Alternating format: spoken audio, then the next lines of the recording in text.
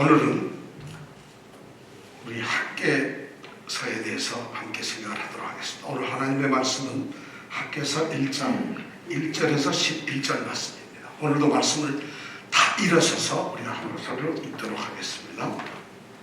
학개서 1장 1절에서 11절 말씀 한 절씩 서로 교독을 하고 나머지 11절은 한 목소리로 우리가 읽도록 하겠습니다. 다리오 왕 2년 6월 곧 그달 초하루에 여호와의 말씀이 선지자 학개로 말미암아 스알디엘의 아들 유다 총독 스룹바벨과 여호사닥의 아들 대제사장 여호수아에게 임하니라. 가라사대 만군의 여호와가 말하기를 이 백성이 말하기를 여호와의 전을 건축할 시기가 되지 아니하리라 하느니라. 여호와의 말씀이 선지자 학개에게 임하여 가라사대 이 전이 망하여버리를 너희가 이때에 강력한 집에 거하는 것이 가하냐. 그러므로 이제 나 만군의 여호와가 말하노니 너희는 자기의 소위를 살펴볼지니라. 너희가 많이 풀지라도 수입이 적이며 먹을지라도 배부르지 못하며 마실지라도 흡족하지 못하며 입어도 따뜻하지 못하며 일꾼이 장을 받아도 그것을 구멍 뚫어진 전대에 넣음이 되느니라. 나 만군의 여호와가 말하노니 너희는 자기의 소위를 살펴볼지니라. 너희는 산에 올라가서 나무를 가져다가 전을 건축하라. 그리하면 내가 그로 인하여 기뻐하고 또 영광을 얻으리라. 나 여호와가 말하였느니라. 너희가 많은 것을 빨았으나 도리어 적었고 너희가 그것을 집으로 가져갔으나 내가 불어버렸느니라. 나 만군의 여호와가 말하노라. 이것이 무슨 용도뇨? 내 집은 황무하였으되 너희는 각각 자기의 집에 빨랐음이니라. 그러므로 너희로 인하여 하늘은 이슬을 그쳤고 땅은 산물을 그쳤으며 내가 한자를 불러 이 땅에 산에 곡물에 새 포도주에 기름에 땅의 모든 소산에 사람에게 육축에게 손으로 수고하는 모든 일에 임하게 하였느니라. 아멘. 앉으셔서 우리가 소선지서를 이제 시작했는데 오늘 몇 번째인지 아세요 혹시? 네, 10번째. 9번째까지는 이 유다가 멸망하기 전에 활동을 했던 선지자들인데 오늘부터 우리가 생각하는 학개와 스가랴와 말라기 이 세 선지자는 유다가 멸망한, 그러니까 이스라엘 백성이 이 땅에 나라가 없어진 상태에서 사역을 하는 선지자들입니다. 그 첫 번째가 바로 오늘 학개라고 하는 선지자입니다. 이 학개서는 굉장히 짧아요. 구약에서 오바댜서 다음으로 짧습니다. 오바댜서가 전부 몇 절로 되어 있었죠? 21절로 되어 있었어요. 그런데 이 학개서는 38절로 되어 있어요. 두 번째로 짧아요. 2장으로 되어 있는데, 그런데 이 학개서는 매우 중요한 사실을 이야기하고 있어요. 학개서가 우리에게 들려주는 말씀의 핵심은 딱 한마디로 얘기하라면 성전을 건축하라입니다. 학개서가 뭘 얘기하고 있다고요? 성전을 건축하라. 그래서 우리가 교회가 건축을 하려고 준비하고 있거나 교회당을 짓거나 부흥회를 하거나 할 때 부흥 강사님이 아주 멋진 옷을 입고 와서 설교를 하는 설교 본문이 바로 오늘 이 말씀이에요. 1장 8절의 말씀이에요. 너희는 산에 올라와서 나무를 가져다가 성전을 건축하라. 그래서 성전 건축하라는 이 설교를 우리들에게 너무 합니다. 그래서 학개서하고 저는 어려서부터 이 성전 건축에 대해서 수없이 설교를 들었습니다. 그래서 오늘 학개서를 우리가 생각하면서 역시 똑같이 성전을 건축하는 문제를 우리가 함께 생각을 해보려고 합니다. 왜냐하면 선지자는 하나님의 말씀을 통해서 성전을 건축하라고 말을 하고 있습니다. 1장 1절을 보면은 이렇게 나와 있죠. 1장 1절을 보면 학개가 선지자라고 자기를 소개하고 있습니다. 학개는 특별한 자기의 일들이나 자기의 어떤 인간적인 어떤 모습이나 또는 자기의 족보나 가족이나 자기의 일을 설명하지 않아요. 그러니까 학개는 우리가 잘 알지 못해요. 우리가 그 사람을 알 수가 없어요. 근데 단지 학개는 스스로 1절에 보니까 선지자 학계라고 소개를 하고 있어요. 야, 학계는 선지자구나. 그리고 성전 건축에 대해서 이야기를 했구나. 그리고 1장 1절부터 2장의 끝까지 읽어보면은 5개의 시간, 일지라를 얘기하고 있어요. 언제 하고 5번의 이 일자를 얘기하고 있어요. 근데 그 일자를 가만히 생각해 보면은 우리가 오늘날 그 날짜를 추정을 할 수가 있습니다. 그래서 우리는 학계가 어느 시대에 얼만큼 그가 사역을 했는가를 알 수가 있어요. 오늘 말씀 다리오 왕 2년 6월 곧 그달 초하루라고 되어 있어요. 다리오 왕 2년이라는 말을 우리 현대 이 태양력으로 바꾸면 BC 520년이 됩니다. 520년 6월이란 이 사람들의 종교 달력으로 말하는 것인데 우리로 말하면 8월 달입니다. 그리고 6월 1일이라고 되어 있잖아요. 초하루라고 되어 있잖아요. 그게 바로 8월 29일을 얘기하고 있어요. 그러니까 BC 520년 8월 29일 날 하나님의 말씀이 학계 선지자에게 이제 내려졌다는 것이죠. 그래서 학계는 단 4개월 동안만 하나님의 말씀을 5번에 의해서 전하게 됩니다. 학계서가 되게 그런 내용입니다. 그럼 이 학계서는 누구에게 지금 이 말씀을 하고 있을까요? 오늘 1절에 보니까 2사람에게 얘기를 하고 있어요. 한 사람은 유대 총독인 스룹바벨이라는 사람하고 또 한 사람은 대제사장인 여호수아에 대해서 말을 하고 있어요. 스룹바벨은 다윗 가문의 왕족입니다. 할아버지가 여호야긴이라고 바벨론에 붙잡혀갔던 바로 직전의 왕입니다. 그의 손자입니다. 그러니까 왕족이죠. 그런데 이 사람이 유대 총독으로 오게 됩니다. 유대 지역을 관할하는 도지사가 된다는 것이죠. 그리고 대제사장인 여호수아, 이 사람은 레위 지파의 족속으로 대제사장으로 쭉 살아왔던 사람. 스룹바벨과 여호수아가 학계의 이 말씀을, 하나님의 메시지를 받게 됩니다. 자, 그러면 우리가 여기서 딱 보니까 성전 건축을 이야기를 한다. 왜 성전을 건축할까?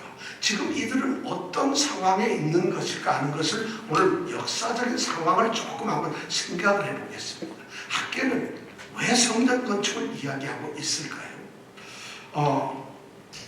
잠깐 역사 2가지만 한번 질문을 하겠습니다. 이스라엘이 북과 남으로 나누어졌죠. 북을 이름을 뭐라 그런다 했죠? 이스라엘. 남은 유다. 이거 알면은 한 90점 됩니다. 근데 북이스라엘은 722년에 BC 722년에 어디에 망했죠? 아수르한테 망했어요. 그 다음에 이 남쪽 유다는 BC 586년, 위에는 722, 아래는 586. 아이고 금방 오겠죠. 586년에 누구에게 망하냐면 바벨론이라고, 바벨론 제국에 의해서 멸망을 합니다. 유다가 멸망을. 그래서 BC 586년에 이스라엘, 유다 족속들은 왕국이 없어져, 나라가 없어져 버립니다. 그리고 예루살렘과 유다에 살고 있던 많은 왕족들과 젊은이들이 바벨론은 갈대아 지방을 얘기한다고 그랬죠. 그쪽으로 포로가 되어 붙잡혀갑니다. 그리고 시간이 37년이 흐릅니다. 37년이 흘러가지고 BC 539년에 놀랄만한 일이 일어납니다. 무슨 일이 일어나느냐면 바벨론이 멸망을 해버려요. 예루살렘과 유다를 파괴시키고 멸망시켰던 그 대제국 바벨론 제국이 멸망을 해버려요. 그 나라를 539년에 멸망시킨 나라가 누구냐면 바사라고 하는 제국이에요. 영어로 페르시아라고. 바사 제국이 혜성같이 일어나가지고 바벨론 제국을 지구상에서 없애버려요. 그러니까 이스라엘 백성들은, 붙잡혀갔던 포로들은 졸지에 자기의 주인 나라가 달라져 버려요. 누구로 바뀌어지나요? 바사라는 나라가 자기의 지배국가가 됩니다.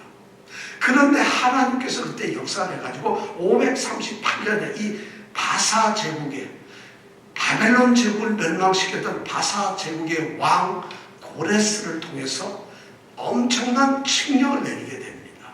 그것이 성경 보면 에스라서 1장 2절 3절에 나와 있는 말씀입니다. 제가 한번 읽어볼게요. 바사왕 고레스는 말하노니 하늘의 신 여호와께서 세상 만국으로 내게 주셨고 나를 명하사 유다 예루살렘에 전을 건축하라 하셨나니, 유다 예루살렘에 성전을 건축하라고 하나님께서 이방 이 바사 나라의 고레스 왕에게 말을 했다는 것이에요. 그래서 3절에 보니까 이스라엘의 하나님은 참 신이시라.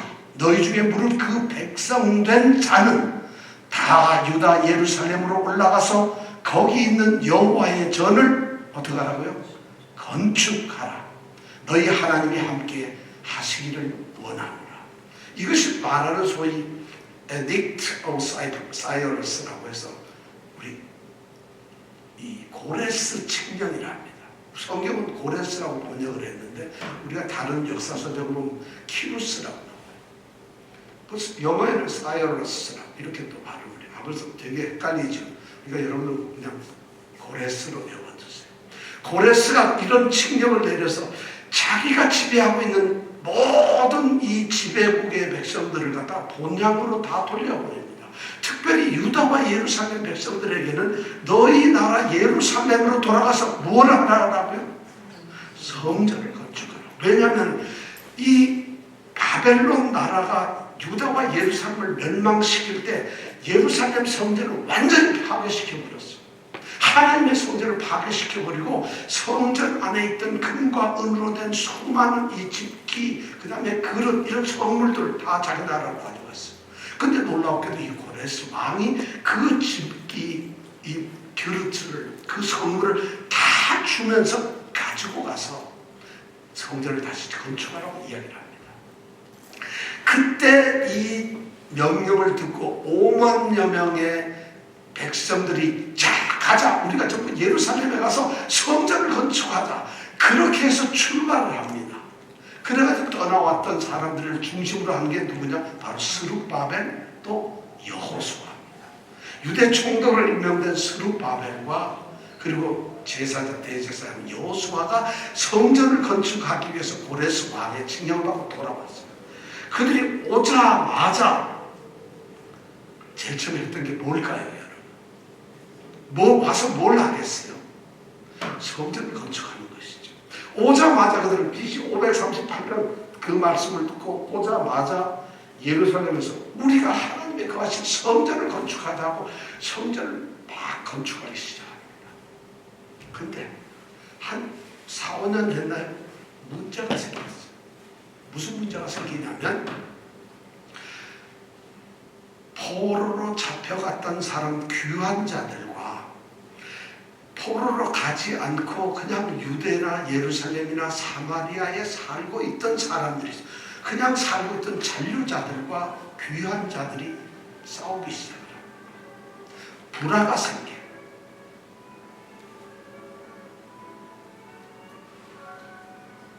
음악을 조금 더 감상하자.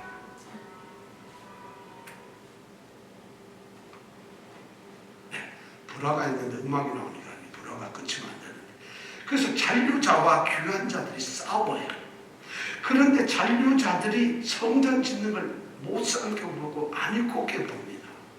그래서 그들을 갖다가 성전을 못 짓게 하기 위해서 다시 이 왕에게 이제 막 투선, 요새 말 나오면 진정을 하고 투선을 못 짓게 해라. 저분들이 반역을 할지 모른다는 거죠.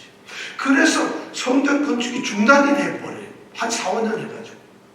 그렇게 해가지고 4, 5년 중단이 된 상태로 시간이 흘러가지고 약 15년 정도 흐른 시점이 바로 언제냐면 이 학계가 등장하는 시기입니다.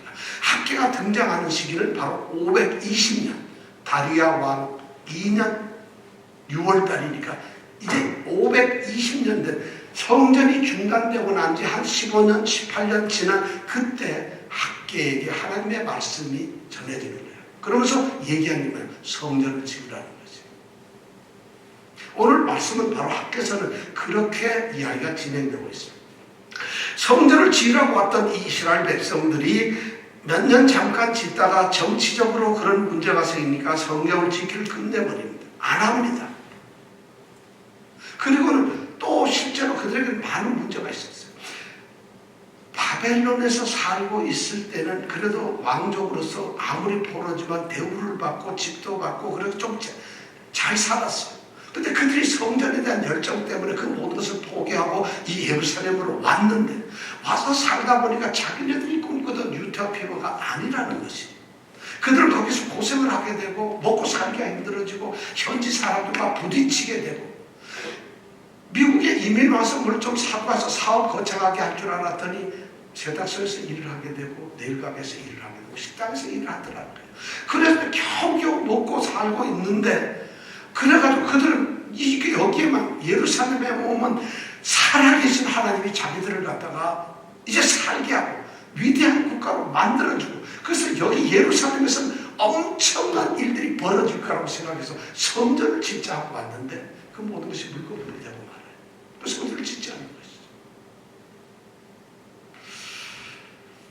것이죠. 1장 2절에 보니까, 오늘 말씀 1장 2절에 보니까 하나님께서는 그들의 모습을 보시면서 그들의 왜 그렇게 됐는가를 들어보게 됩니다. 근데 2절에 보니까 그들이 뭐라고 얘기하느냐 하면, 이 백성이 말하기를 하나님은 자신이 포로로부터 데리고 나왔던 그 백성을 내 백성이라고 하지 않고 이 백성이라고 합니다. 이 백성이 뭐라고 지금 얘기를 하느냐 하면은 여호와의 전을 건축할 시기가 이르지 않았다. 지금 건축할 때가 아니라, 지금 주님 우리가 먹고 살기도 힘들어요. 우리는 여기 오면 뭐가 된 줄 아는데 우리가 지금 뭐예요? 종살이하고 포로 생활하던 바벨론보다 더 형편없는 생활을 하고 있는데, 이런 상태에서 우리가 어떻게 성전을 짓는 것이 급합니까? 좀 먹고 살아야죠. 그리고 우리가 여기에서 그렇게 살아야 된다. 그래서 요새 말로 현타가 왔어요. 현타가 뭔 말인지 아세요? 요새 말이 현타. 다 들어가서 한번 사전에 찾아보세요. 현타가 왔어요. 그러니까 이 사람들이 멘붕이 온 거예요. 야, 하나님이 가라고 한 예루살렘에 오면 세상이 달라질 줄 알고 자신들이 달라질 줄 알았는데 엉망이에요. 그러니까 성전 짓는 걸 포기해버려요. 게을러져가 성전을 안 짓는 것이에요.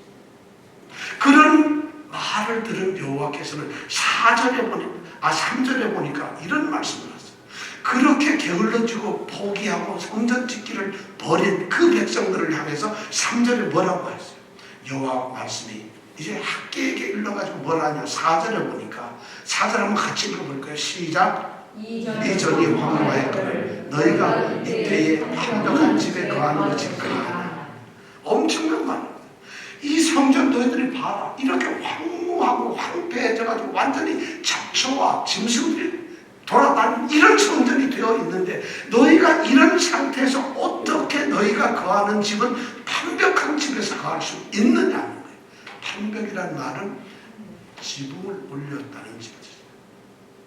그러니까 성전은 지붕이 없다는 것이죠. 그러니까 성전은 비가 오면 비가 다 쏟아지고 아무것도 가릴 수 없는 완전히 벌거벗겨진 그런 상태의 성전이 있는데, 그런데 너희들은 성전을 지으려고 왔다고 하는 자들이, 너희들은 포로 생활에서 귀환되어가지고 하나님의 도성 예루살렘으로 왔다고 하는 자들이 무너진 성전을 재건하는 것이 아니라 그렇게 지붕도 없이 황폐된 성전을 놔두고 너희 집은 지붕이 있는 집안에서 잠을 잘 수가 있느냐.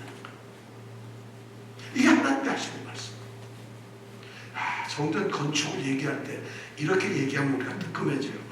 건축은 그 많이 해야 되겠구나. 이거 건축, 성전 건축 안 하면 이거 가다가 하면 다리 부러지는 거 아니야? 혹시 사업이 잘 안 되는 거 아니야? 아마 이런 생각이죠. 하나님께서 지금 그 백성들에게 그런 말씀하셨어요. 이전이 이렇게 황무한데 너희가 완벽한 집에 거한다는 것이 말이 되느냐? 그게 뭘 의미하는 거냐? 너희들이 이런 존재들이냐? 이 말씀을 하십니다. 하나님께서는 그 이스라엘 백성들에게 너희들의 삶의 자세가 지금 옳으냐? 너희들의 지금 삶의 모습이 옳으냐 하는 것을 묻고 계시는 거예요. 오늘 우리에게도 어쩌면 묻고 계시는지 몰라요. 자, 그래서 하나님께서는 이제 그들에게 이제 제안을 하나 합니다. 5절하고 7절에 보니까 중요한 오늘 성경 말씀이에요. 너희는 자기의 소위를 살펴볼지니라. 하나님께서 이제 백성들에게 얘기를 하죠. 너희는 각각 자기의 자기의 소위를 살펴보라는 거예요. 소위라는 말은 뭐냐면 자기의 행위, 자기의 삶, 자기가 살아온 생활들, 자기 하는 일들, 이런 것을 소위라고. 한자로 우리나라 말은 한자로 옛날에 번역을 해서 그래요. 소위라고. 너희들 각자 너희들이 하고 있는 것들, 하고 있는 일들, 살아가는 방법들, 살아가는 현실들, 너희들이 살아오고 생각하고 너희들이 지금까지 지켜왔던 그 일을 한번 살펴보라는 거지. 오늘 성경 말씀에서 우리가 들어야 될 것이 바로 너희 각자가 살아왔던 삶의 모습을 살펴보라는 거죠. 이것이 오늘 하나님께서 우리에게 들려주시는 말씀이에요. 살펴보라는 거죠. 자, 이 말씀은 성경 안 읽고 있는 게으른 자들에게 지금 하나님께서 들려주시는 말씀입니다. 자, 6절에 보니까 엄청난 얘기를 하고 있어요. 너희들이 너희의 삶을 한번 살펴보아라. 너희 삶의 모양이 지금 어떠냐 하는 거예요. 6절에 보니까 이렇게 하나님은 말씀하고 계세요. 너희가 많이 뿌릴지라도 뭐가 적어요? 수입이 적다는 거예요. 아침부터 저녁까지 뼈 빠지게 일을 하는데 수입이 없어요.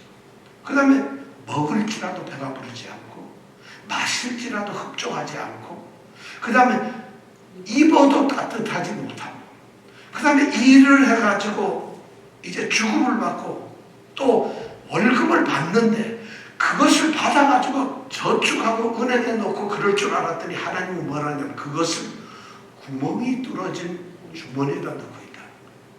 주머니가 뚫어진 전대에다 넣고 있다. 그게 무슨 말이야? 넣어봐야 다 흘러내리고 보이지 않는다. 지금 너희들이 이렇게 살고 있는 너의 현실들을 보라는 것이에요. 너희들이 기초생활자들 제대로 지금 안 되고 있지 않냐? 너희들의 삶의 모습이 어떤 모습으로 좀 살? 너희들은 기본 생활조차 않는 철저하게 너희 생계 자체가 지금 위협을 받고 있는 이런 현실이라는 것을 너희들이 한번 너희 자신을 돌아보라는 얘기예요. 오늘 우리하고는 조금 말이 맞지 않네요, 그죠? 근데 하여튼 그런 것을 돌아보라는 것이에요. 왜 이런 일이 있을까요?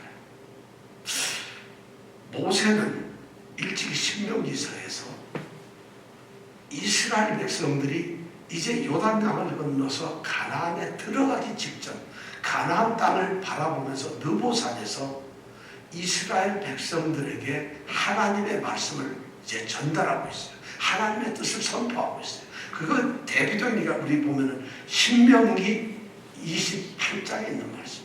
여러분 신명기 28장은 모세가 하나님의 명령을 순종하는 자들은 복을 받는다. 하나님의 규례를 어기는 자는 저주를 받는다는 축복과 저주를 이야기해주는 대표적인 첫째라는 그 성경 말씀이 신명기 28장이에요. 근데 28장 35절부터 저주의 말씀이 이렇게 나오고 있어요. 자, 이 말씀 한번 제가 읽어보겠습니다. 38절부터 읽으면 이렇게 됩니다. 뭐라고 되어 있죠? 어떻게요? 내가 많은 자를 예, 자, 제가 읽어보겠습니다.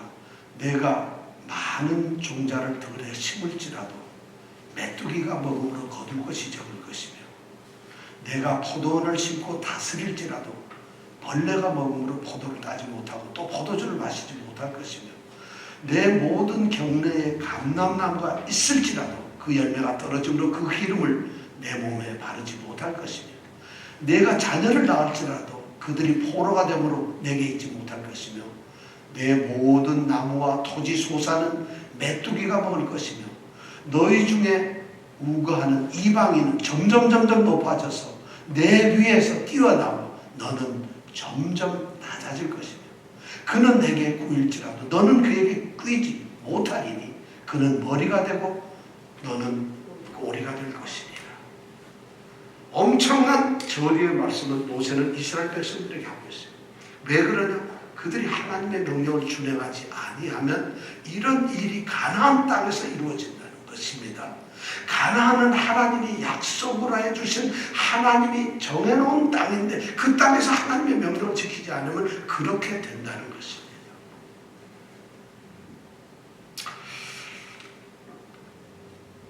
엄청난 이야기를 하시죠. 자, 그러면서 하나님은 오늘 9절에서부터 10절, 11절 말씀에서 다시 하나님은 우리들의 행위를 이스라엘 백성들이 자신들의 삶의 모습을 되돌아볼 것을 다시 한번 촉구하십니다. 9절에서 아주 심각하게 말씀해요. 너희가 많은 것을 바랬다는 거예요. 풍요롭고 넘치고 정말 융성하고 부흥되는 것을 너희들이 바랐지만 오히려 적어졌다는 거예요. 오히려 바라는 것보다 더 형편 없었다는 거죠. 그 다음에 너희들이 뭔가 좀 되어서 그것을 집으로 가져갔지만 그게 없어졌어요. 왜 없어졌을까요? 오늘 9절에 보니까 내가 불어버렸다. 하나님께서 불어버리신다. 가지고 오는 것을 하나님의 강한 곡힘으로 불어버리니까 하나도 없어져 버린다는 거예요. 이런데 잠이 오나요? 이런데 딴 생각이 오나요? 지금 심각한 하나님의 이 말씀이 지금 떨어지고 있어요. 그렇게 됐어요. 그러면서 하나님이 말씀을 하십니다. 9절에 보니까 나 만군의 여호와께서 지금 다시 말을 한다고 그래요. 이것이 무슨 연고냐? 이것이 무슨 연고냐? 왜 이런 일이 일어났느냐? 이게 무슨 까닭이냐? 왜 이런 일이 너희들 가운데 일어났느냐? 너희들은 내가 택한 하나님의 백성, 내 백성들 아니냐? 너희들은 내가 선택한 자들이고 내가 너희를 얼마나 사랑하는데, 그리고 너희들이 포로로 잡혀갔을 때 나는 하루도 잊지 않고 너희들을 구원하기로 했었고, 이방 나라인 바사를 이용하고 고레스 왕을 이용해서 너희를 건져내지 않았느냐? 그리고 너희가 예루살렘 성전에 지금 와서 성전을 지으려고 뜨거운 열정을 가지고 왔는데, 성전 재건의 열정을 가지고 왔는데, 너희들이 본토 예루살렘에 와서 하나님의 백성답게 살려고 왔는데 왜 이런 일이 있느냐는 거지. 뭐가 우리가 예수를 잘 믿고 미국까지 와서 열심히 살면서 정말 한국에서 예수도 안 믿었는데 여기 와서 갑자기 전도가 돼서 예수를 믿고 10년, 20년 되고, 그래서 예수 믿는 자로서 우리가 하나님께 구원받은 자로서 하나님의 백성이 되어서 하나님의 선택된 자가 되어서 하나님이 미리 아시고 하나님이 사랑을 쏟은 자, 그런 자들이 되어서 지금 신앙생활을 하고 있는데 왜 우리 생활이 이 모양이냐? 무슨 까닭이냐? 무슨 까닭이기에 도대체 이런 일이 일어나고 있느냐는 거죠. 하나님은 대답을 하십니다. 9장 마지막에 이렇게 대답합니다. 이것이 무슨 연고냐? 분명하게 선언을 하십니다. 내 집은 황무하였으되 너희는 각각 자기의 집에 빠졌다. 내 집은 지금 황무해져 있는데 너희들은 각자가 지네 집 만드는데, 지네 집 짓는데, 지네 집 사는데, 지네 집을 짓고 거기서 사는데 아주 민첩하게 빠르게 돌아다닌다. 하나님의 전이 아니라 너희들이 지금 그렇게 하고 있다는 것이. 이것이 하나님께서 지금 이렇게 진노하셨던, 그들이 이런 상황에 있던 것을, 왜 이런 상황에 너희들이 처하게 됐는가를 말씀하시는 이유를 하나님 말씀하고 계세요. 백성들이 삶의 가치관이 달라졌어요. 삶의 우선순위가 하나님의 전이 아니라 내 집이 되었다는 것이. 그래서 이런 문제가 생겼다는 거죠. 자, 이렇게 얘기하면 얼마나 건축을 하는 교회에서 부흥회라면 은혜가 되겠어요. 자, 여러분, 집 팔아서라도 하나님 전을 먼저 세워야 돼요. 권사님 그렇죠? 그러면 아유, 교회 나오지만 이 건축한 거 얼마 해야 되나? 그럼 목사님만 아멘 하고 이럴 것 같아요. 내 생각에. 제가 그런 거 많이 봤습니다. 너희가 그래야 되겠느냐. 너희가 바로 이런 거라는 것이죠. 지금 하나님께서는 그들의 관심이 하나님의 거룩한 성전이 아니고 자기에게 집중되어 있는 그런 삶의 가치관을 가지고 살아가는 그 백성들을 향해서 하나님께서 지금 내 전이 여전히 지금 황무한데 어떻게 너희들은 니네 집 짓는데 그렇게 분주하냐 하는 것을 지금 책망하고 있어요. 매우 중요한 것이, 백성들의 지금 관점과 하나님의 관점이 서로 다른 겁니다. 백성들은 자신들의 삶이 지금 이렇게 곤고하고 곤핍하기 때문에 하나님의 전을 지을 수 있는 마음이 없고 지을 수도 없다는 것이에요. 그래서 내 생활이 이렇게 어렵고 내가 먹고 살기가 힘들고 내 생활이 이렇게 어렵게 사는데 무슨 하나님의 일이냐, 이렇게 얘기를 하고 있다. 그런데 하나님께서는 어떻게 하냐면, 너희가 하나님의 일인 하나님의 집을 너희들이 무관심하고 있기 때문에 너희들의 삶이 그렇게 되고 있다는 것이에요. 너희들의 삶이 어렵다는 것이에요. 백성들의 보는 관점이 다른 거예요. 어쩌면 우리들하고도 같을지 몰라요. 예수 잘 믿고 뭐 예수 이러면 우리에게 좋아지는데 좋아지는 게 없어요. 근데 하나님은 그래도 예수를 잘 믿으라고요. 신앙생활의 바른 길을 가는 것과 우리의 삶의 곤궁함과 우리의 삶이 번영함은 반드시 일치되는 이야기는 아닙니다만은, 그러나 오늘 성경은 그렇게 얘기를 하고 있어요. 그래서 하나님은 그들이 말이죠, 백성들이 지금 무엇이 먼저 이어야 하는가, 그리고 무엇이 그들의 마음속에 존재해야 하는가, 그리고 그들이 무엇을 가치 있게 생각해야 하는가, 그것을 가르쳐주기 위해서 10절 11절에 너무 놀라운 말씀을 했어요. 하나님께서는 백성들을 심판하기 위한 도구로서 가뭄을 가져왔다, 한재를 가져왔다고 하고 있어요. 10절에 보니까 그렇게 되어 있죠. 너희로 인하여 하늘은 이슬을 그쳤고, 그리고 땅은 산물을 그쳤다. 이슬이 내리지, 비가 내리지 않으니까 땅에서 아무런 곡식이 자랄 수가 없어요. 그래서 하나님이 11절에 보면 엄청난 얘기를 하고 있어요. 한번 11절 같이 읽어볼까요? 시작. 내가 한재를 불러 이 땅에, 산에, 곡물에, 새 포도주에, 기름에, 땅의 모든 소산에, 사람에게, 육축에게, 손으로 수고하는 모든 일에 임하게 하리라. 하나님이 가뭄을 갖다가 말이죠, 장사만 좀 안 되게 하는 거 이렇게 했으면 좋겠는데, 아니면 뭐 자녀들한테만, 아니면 우리 신랑한테만 좀, 아니면 뭐 이렇게만 좀 했으면 좋겠는데, 오늘 여기 보니까 내가 한재를, 내가 이 가뭄이라고 하는 징계를 갖다가 땅에다, 산에다, 곡물에다가, 포도주, 기름에다가, 뭐 여기 보면 여기에서 빠질 게 하나도 없어요. 사람, 땅의 소산, 땅에서 나오는 것들, 그 다음에 짐승들, 육축까지, 그 다음에 인간들이 손으로 하고 애쓴 모든 그 일에까지 하나님이 전부 다 저주를 내리셨다.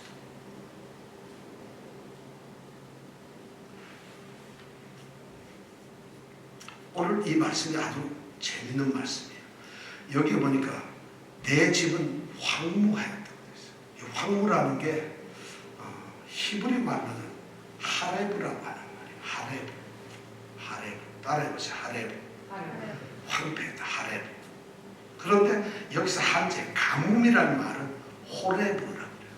뭐라고요? 가뭄이 뭐라고요? 호레브. 황무는 하레브예요. 이 가뭄은 호레브예요. 성전이 하레브 하니까 이들의 삶에 호레브가 오는 것이에요. 이걸 애워두세요. 성전이 황무하게 하레브가 되니까, 하레브한 성전이 있게 됨으로 해서 백성들의 삶에 호레브가 온다는 것이죠. 지금 하나님은 이걸 우리는 성경적으로 언어유의라고 하는데, 그런 말씀으로 지금 이야기를 하고 있어요. 하레브가 있으니까 호레브가 온다는 것이죠.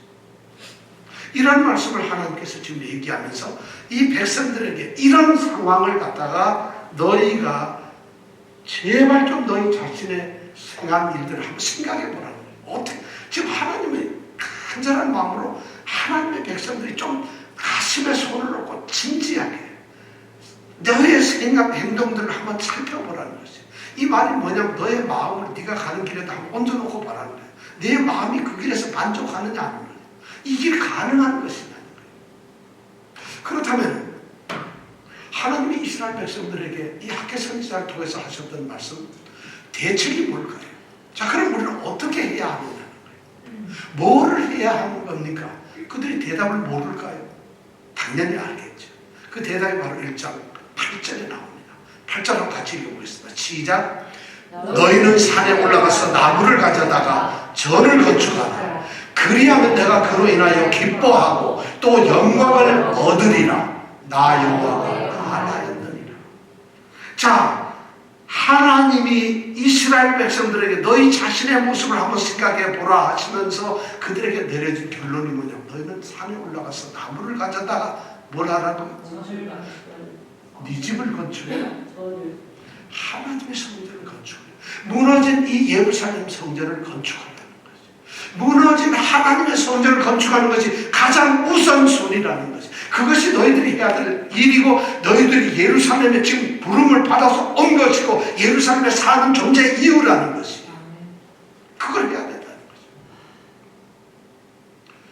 이 성전이 무너졌어요.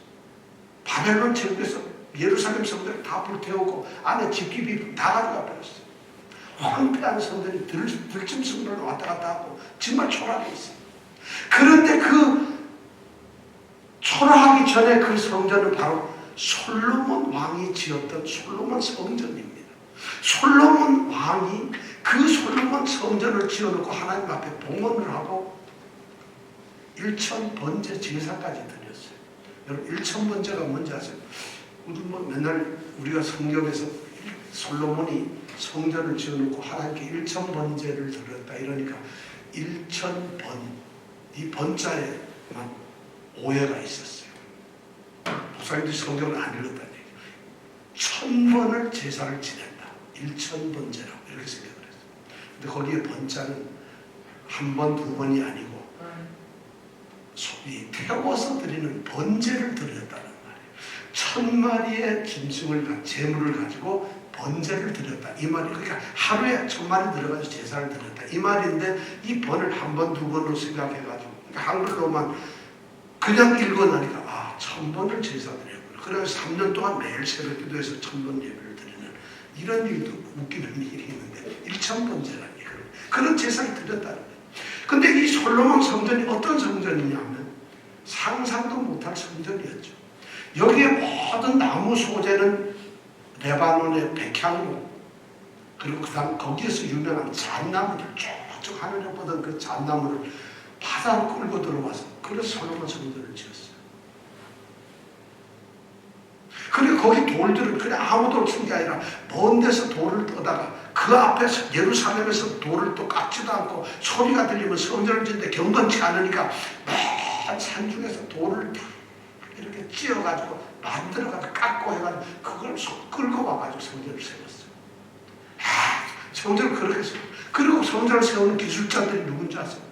그 당시 두로나 히돈, 이 히람의 사람들 또 세계적 유명한 소위 건축 전문, 건축 기술자들, 건축 기술사 면허를 가진 사람들을 전부 세계에서 초대해가지고 그래서 지었던 그 당시 최고의 건물이 바로 솔로몬 성전이었어요. 그 성전이 좀 황폐하게 되었는데 그것을 지으라는 것이에요.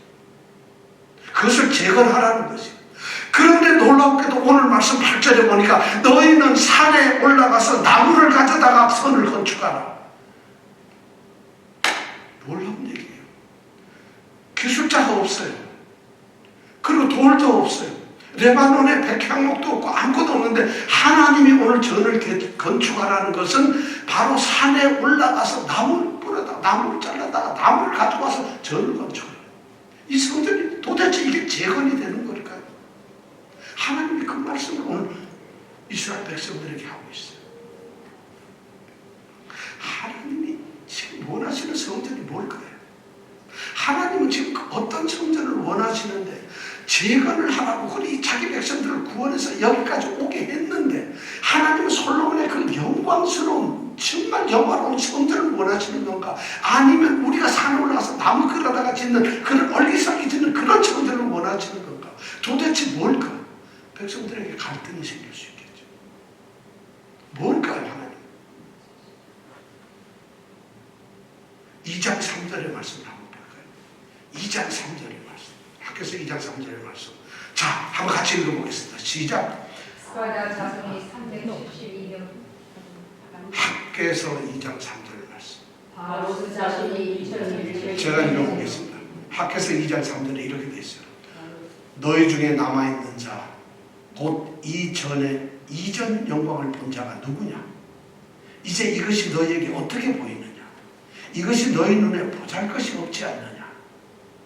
이런 말씀하죠. 이 말이 뭐냐면 자 너희 중에 나이가 들어서 한 70대 80대 90대 된 분들이 있을 거예요. 그럼 보러로 가기 전에 예루살렘 솔로몬 성전을 보던 사람들이 있어요. 너희 중에 바로 남아있는 자 곧 이전에 옛날 영광을 본 자들이 누가 있느냐? 자, 그때 너희가 뭘 어떻게 봤느냐? 근데 지금 우리가 짓고자 하는 이 성전이 어떤 모양이 되겠느냐? 이걸 한번 생각해 보래요. 그러니까 그런 영광을 도저히 찾을 수가 없다는 거예요. 이렇게 하면은. 하나님께서 우리에게 짓기를 원하셨고 재건하기를 이스라엘 백성들에게 원하셨던 그 성전은 솔로몬의 그 영광스러운 성전이 아니라 나무를 갖다 짓는 우리의 삶 속에서 일어나온 성전을 지키는 원하죠. 우리의 것을 가지고 목사님들은 요 2장 3절 얘기하고 1장 8절 얘기하고 요담 얘기하고 아주 기분 나빠요. 나무만 가져다가 지라니까 이거 뭐 건축원금 한 200불만 하면 되겠구나 이런 마음을 들게 하자. 너의 삶에 산에 올라와서 삶의 자리에서 나무를 가져다가 그렇게 성전을 지으라고 지금 2장 8절에서 말씀하고 있다는 것이죠. 그런데 하나님께서는 지금 2장 3절에 너희 옛날 솔로몬 성전 본 사람들이 있지? 얼마나 화려했냐. 근데 내가 지금 너희들에게 지으라고 하는 성전이 뭐야? 지금 이렇게 나무 갖다 지으면 어떤 모습이 되겠니? 하나님이 그 말씀을 하시면서 이스라엘 백성들을 격려하시면서 2장 4절에서 9절까지 말씀 보면 어떻게 지어야 할 건가를 우리에게 얘기를 하고 있어요. 2장 4절도 또 다른 말이겠죠? 2장 4절? 네. 2장 4절에 보니까 하나님께서는 이 백성들에게 이렇게 말해요. 너희들 그런 성전이 되지 않는다고 두려워하지 마라. 그런 솔로몬의 영광스러운 성전이 되지 않는다고 결코 두려워하거나 겁내지 말라는 것이에요. 그리고 너희들이 단지 굳세게 너희들 스스로 성전을 지으라고 2장 4절에서 그렇게 학교에서 2장 4절에 그렇게 얘기를 하고 있어요. 그럼 하나님은 매우 중요한 4가지를 약속을 하고 있어요. 첫째 뭐냐면 4절에 보니까 내가 너희와 함께 있을 것이다. 성전을 짓는데 그런 게 없어. 내가 너희와 함께 있을 것이다. 그 다음에 5절 6절에 보니까 애굽에서 너희하고 건져낼 때 내가 했던 너희에게 했던 약속과 그리고 나의 영, 나의 성령을 너희와 함께 하게 한다. 놀라운데 너희에게 내가 함께 있을 뿐만 아니라 너희들 애굽에서 건너왔을 때 너희들에게 약속했던 말씀이 있어요. 그 말씀과 지금 나의 성령이 하나님의 성령이 너희와 함께 있을 것이라. 그게 뭘까요? 약속은 뭘까요? 너희가 내 백성이라는 것이죠. 너희가 내 백성이라는 이 말씀과 그 백성들 가운데서 역사하셨던 하나님의 성령이 이 성전 짓기를 하겠다는 거예요. 놀라운데 그 다음에 3번째는 뭐예요? 그 다음에 이 정말 너희들이 나무를 갖다가 짓고 있지만 7절 8절에 보니까 엄청난 얘기를 하고 있어요. 7절 8절 또한 만국을 진동시킬 것이며 만국의 보배를 다 끌어다가 거기에다 성전을 자기가 채우실 거예요. 그러면서 8절에 보니까 은도 내 것이고 금도 내 것이니라. 모든 은과 금이 하나님의 것이라. 그러니까 하나님이 이 성전을 갖다가 얼마나 영광스럽게 만드시겠다는 거예요. 너희들 나무 갖다 짓는 거 걱정하지 말라. 그리고 마지막으로 하나님께서는 9절에 보니까 엄청난 얘기를 하고 있어요. 9절에 보니까 이런 이전 너희들이 짓고 있는 이 성전이 이제 지어졌을 때 이 성전에 나중에 영광이 옛날 솔로몬 성전의 영광보다 더할 것이다. 더 뛰어날 것이다. 너희들이 재건하는 이 성전 이전의 그 영광보다는 그 전의 지금 나중의 영광이 훨씬 더 클 거라는 얘기를 하고 있어요. 그러니까 솔로몬의 영광 여기다 비교를 할 수가 없다는 것이죠. 하긴 솔로몬이 성전을 지었을 때 열왕기상 8장 27절에 보면 솔로몬이 이런 기도를 합니다. 성전을 짓고서 막 동원식을 하면서 기도하는데 참으로 하나님께서 땅에 계실 수가 있습니까? 하늘과 하늘의 하늘이라도 하나님을 용납할 수가 있겠습니까? 하물며 내가 건축한 이 성전에 하나님이 계실 수가 있겠습니까? 그가 그렇게 자랑스럽게 지었던 성전에도 하나님이 거하실 수가 없다는 거죠. 그러면서 그가 계속 기도하기를 우리 모든 백성이 그리고 우리 모든 백성이 이 전을 향하여 기도할 때 하나님께서는 하늘에서 들으시고 우리의 기도를 응답하여 달라. 하나님은 성전에 계시는 것이 아니라 하늘에 계세요. 성전을 지었지만 성전에 계실 수가 없어요. 왜냐하면 그런 성전에 있지가 않아요. 그러나 하나님은 그 성전에 임재하셨어요. 이것이 바로 성전의 의미였다는 것이죠.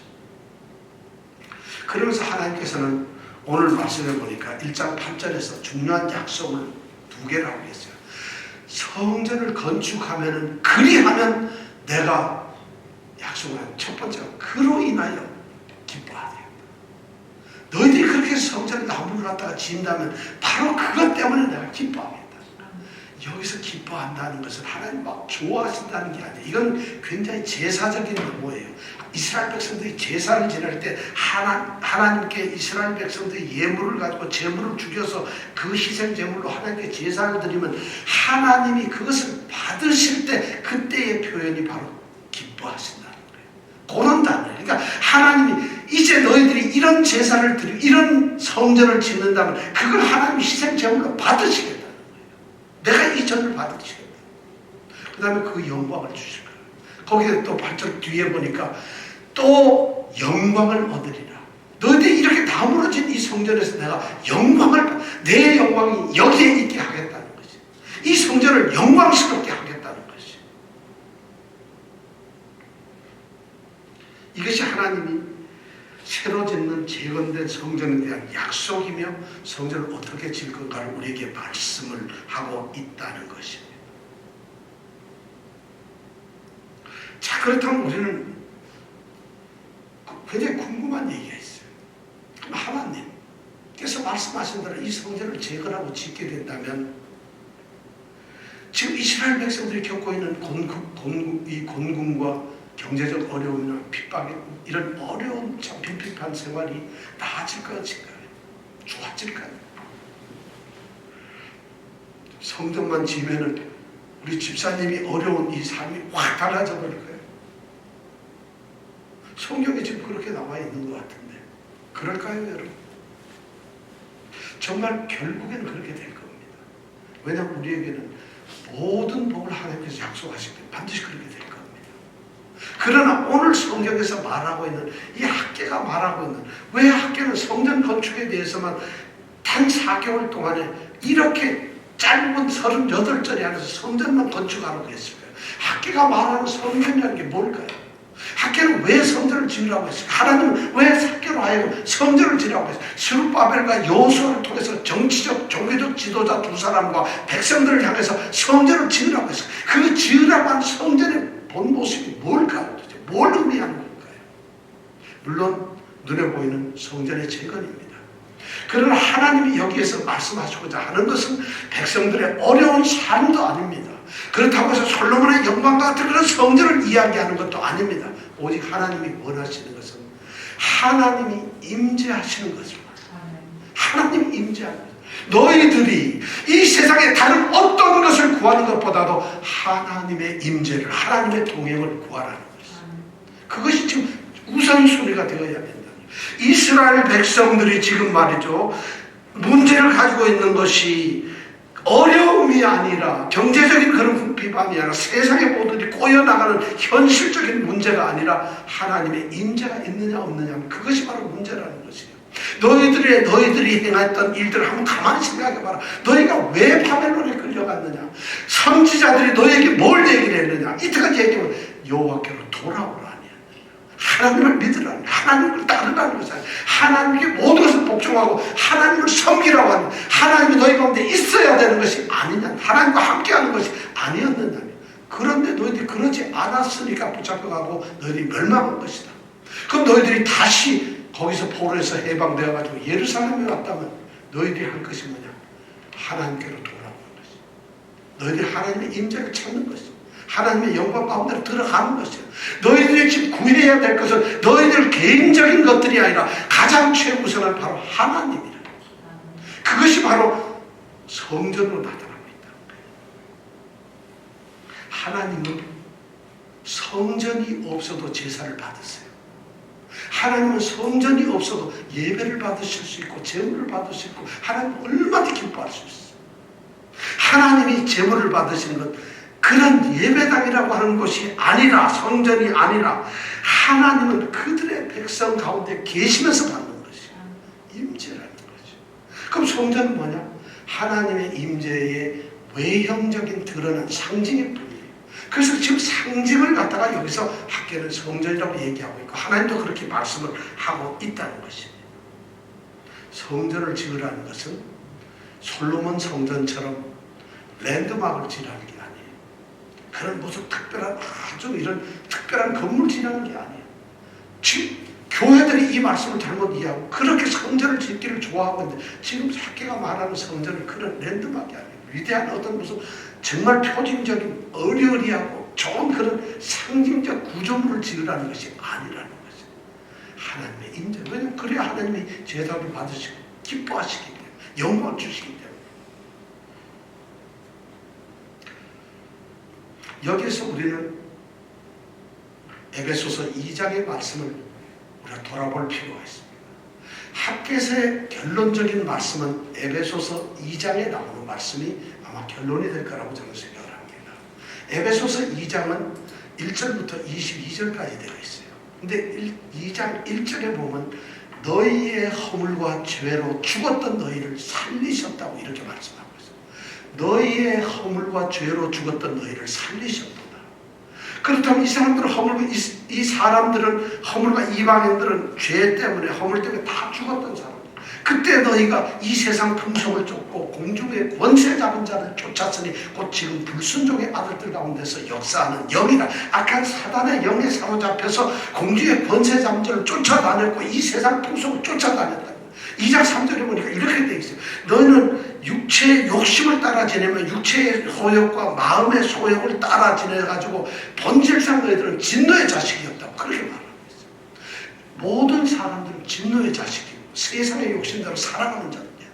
바로 이스라엘 백성들이 그런 존재로 살았던 것이에요. 그래서 종되었던 것, 거기에서 해방을 시켰던 것이고 바벨론에서 끌어왔던 것이에요. 이스라엘 백성들뿐만 아니라 오늘 우리도 그런 존재들이에요.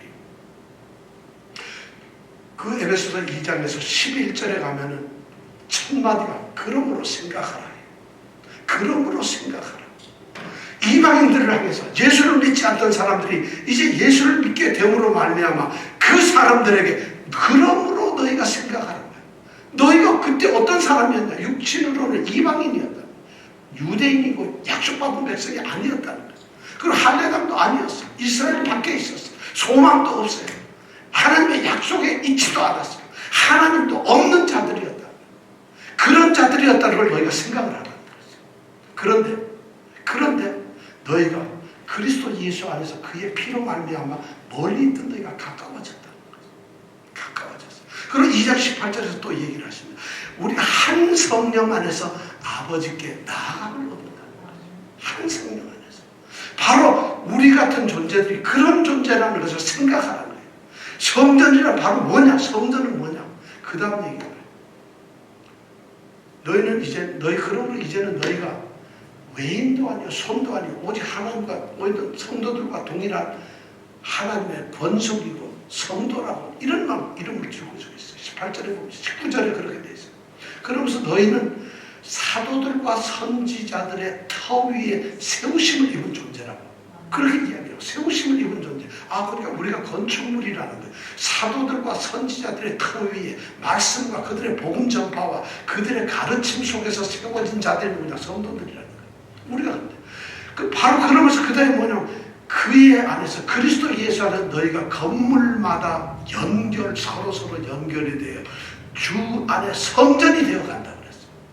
바로 우리가 복음을 통해서 예수를 믿는 자들이 되어서 하나님의 성전이 되어가지고 건물마다 그리스도 안에서 서로 연결이 되어서 주님이 계신 성전이 되어갔어요. 그리고 마지막 절에서 에베소서 2장 22절에 보면 너희도 성령 안에서 하나님의 거하실 처소가 되기 위하여 예수 안에서 함께 지어져 가느니라. 지금 제가 보기에 이 핫겟에서 말하는 성전은 바로 나중 영광이 더 크다는 영광은 바로 우리를 두고 하는 얘기예요. 우리 성도들은 누구냐? 성전입니다. 너희는 성령 안에서 하나님의 거하실 처소, 하나님이 거하시는 장소, 하나님이 거하시는 곳, 바로 성전이 되라는 것이에요. 그것을 기억하라는 것이에요. 오늘 우리에게 그 말씀을 하고 있어요. 아마 학교는 성전을 지라는 것이 그것이 아니었을 거예요. 다시 너희들이 성전을 짓듯이 회복되라는 것이에요. 오늘 우리가 바로 그 회복된 성전이 되어야 돼요. 여러분들이 성전을 지으십시오. 정말 여러분들이 이제 여러분들의 행실을 삶을 돌아보면서 나는 과연 내 삶의 자리에서 하나님의 성전이었는가? 내가 하나님이 내 안에 계시는 하나님이 정말 내 안에 계시고 하나님과 함께 살아가는 성전이냐 이거죠. 내가 그냥 예수 믿는 자, 교회 왔다 갔다 하는 자들, 그냥 모양만 갖춘 자들, 그런 위선적인 자들이 아니라 하나님이 내 안에 계시는 성전으로 지어가는 거예요. 지금 그 얘기를 하고 있어요. 자신의 생각을, 자신의 행동을, 자신의 삶을, 자신의 말을, 자신의 모든 걸 생각해봐라. 내가 그렇게 생각하는 거예요. 하나님이 거하시는 성전이 되어가라. 성전을 지으라는 거죠. 저는 여러분들에게 말씀드립니다. 여러분들이 하나님이 거하실 성전이 되지 않는다면 오늘 이곳에 나가지 마십시다. 이곳에 우리의 성전이 되어서 나갑시다. 오늘 결단을 내려야 됩니다. 우리에게 가장 심각한 문제는 우리가 성전이 되지 않는다는 것이에요. 우리는 성전을 안 짓고 내 핑계대고 내 삶에 대해서 먼저 얘기하느라고 하나님이 내 곳에 계실 틈이 없다는 거죠. 하나님이 내 안에 있질 않아요. 여러분, 자기 일을 한번, 자기의 소일을 한번 생각하고 살펴보세요. 일어나서 하루 종일 살면서 하나님 얼마나 생각하세요? 예수님을 얼마나 자기 마음속에 모시고 있어요? 무엇이 여러분들을 사로잡고 있고 무엇이 여러분들을 이끌어가고 있나요? 여러분들 하나님과 가신 성전인가요? 오늘 그 얘기를 우리에게 들려주고 있어요. 저는 성전이 오늘 우리 가운데 이루어지길 원합니다. 이 자리에서 이루어가기를 원합니다. 그리고 우리가 산에 올라가서 나무를 가져가 전을 지어야 됩니다. 우리의 삶 가운데서 성전을 지어야 됩니다. 이 성전이 건축되기를 정말 간절히 원합니다. 기도하겠습니다. 주님만 사랑하고 내 구주를 더욱 사랑한다고 말하지만 우리의 삶의 자리에서 주님은 없었습니다. 우리의 생각 속에도 주님은 없었습니다. 오히려 돈이 있었고 자식들이 있었고 집이 있었고 그런 것들이 꽉 차 있었고 우리 속에는 주님이 없었습니다. 주님은 성령 안에서 하나님의 거하신 처소가 우리라고 하는데 우리는 하나님의 주님의 처소가 아니었습니다. 아버지 하나님, 오늘 학교 선지자가 하나님의 말씀을 빌어서 한 것처럼 우리가 성전을 짓게 하여 주옵소서. 내 자신이 성전이 되게 하여 주옵소서. 오늘 진정한 나중 영광이 더 나을 것 같은 바로 우리의 성전이 오늘 이 땅에서, 이 뉴욕에서 바로 이 21세기에 우리를 통해서 세워지게 하여 주옵소서. 내가 성전되는 놀라운 역사, 그 축복을 오늘 회복하는 귀한 성도들이 되게 하여 주옵소서. 예수님 이름으로 기도드립니다. 아멘.